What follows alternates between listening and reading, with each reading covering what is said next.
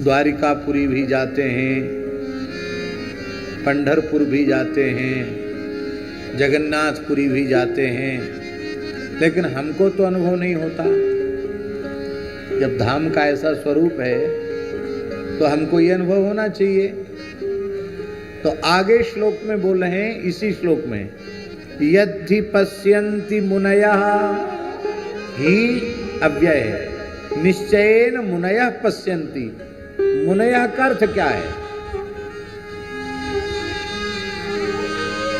मनु अवबोधने धातु से औणादिक प्रत्यय होकर मुनि शब्द निष्पन्न होता है, जिसका अर्थ होता है जो निरंतर भगवान नाम रूप गुण लीला का मनन चिंतन करता रहता है उसे मुनि कहते हैं। मननशील को मुनि कहते हैं। और मनन करते करते जब गुणातीत अवस्था को प्राप्त हो जाता है, त्रिगुण से ऊपर उठ जाता है, जीवन मुक्त हो जाता है, तब भगवान के दिव्य धाम का अनुभव होता है।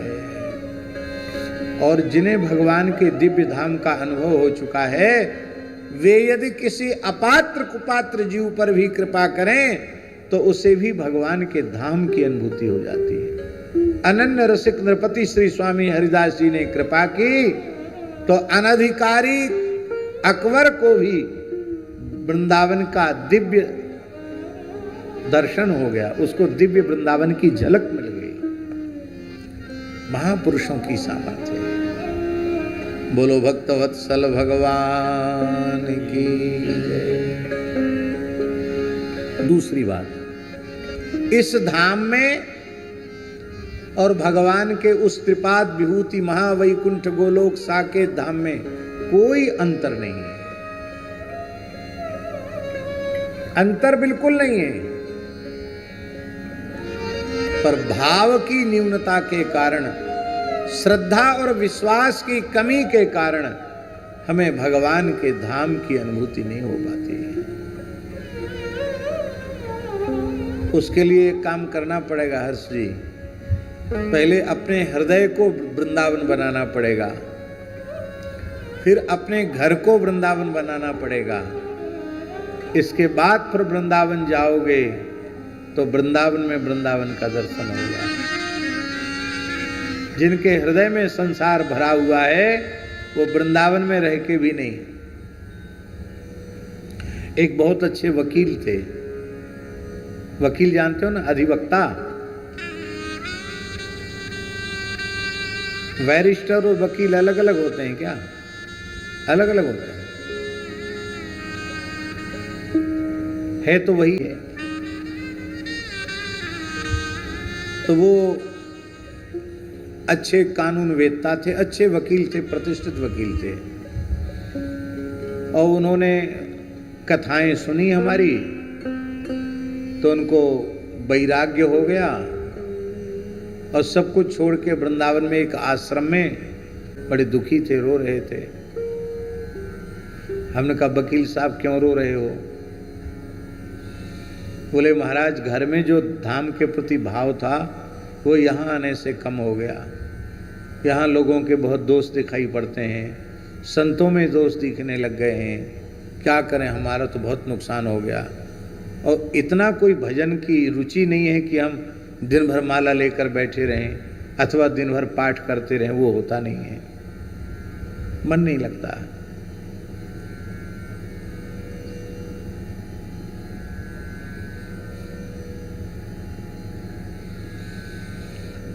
हम सोचते थे कि आप वृंदावन में रहते हैं तो वहीं कथाएं खूब सुनते रहेंगे, आप तो बस आए और गए, आए और गए, कहाँ पता नहीं कहाँ कहाँ घूमते हैं आप। हमारे ऊपर भी आरोप लगा, आरोप तो सही था, कहने को रहते हो वृंदावन में घूमते, तो पता नहीं कहाँ कहाँ घूमते रहते हो। तो यहाँ आने का जो हम लाभ सोचे थे कि आपके नित्य सत्संग का लाभ मिलेगा, वो भी नहीं मिला। मैं बहुत दुखी हूँ। हमने कहा हमारी बात मानेंगे आप? बोले हाँ बिल्कुल मानेंगे। आपकी बात सुन के ही तो वृंदावन आ गए सब, अपना बकाला छोड़ करके। आप जो कहेंगे मानेंगे। हम क्या, आप अपने घर वापस चले जाओ। अरे आप ऐसा कैसे बोलते हो? ना बिल्कुल चले जाओ। वहीं नाम जप करो, भगवत सेवा करो। और अभी वैसी स्थिति आपकी नहीं है, आप कोर्ट भी जाया करो और अपना जो काम धंधा है वो भी करो, लेकिन उसमें थोड़ा सा बदलाव कर दो। पहले आप पेशे के रूप में करते थे,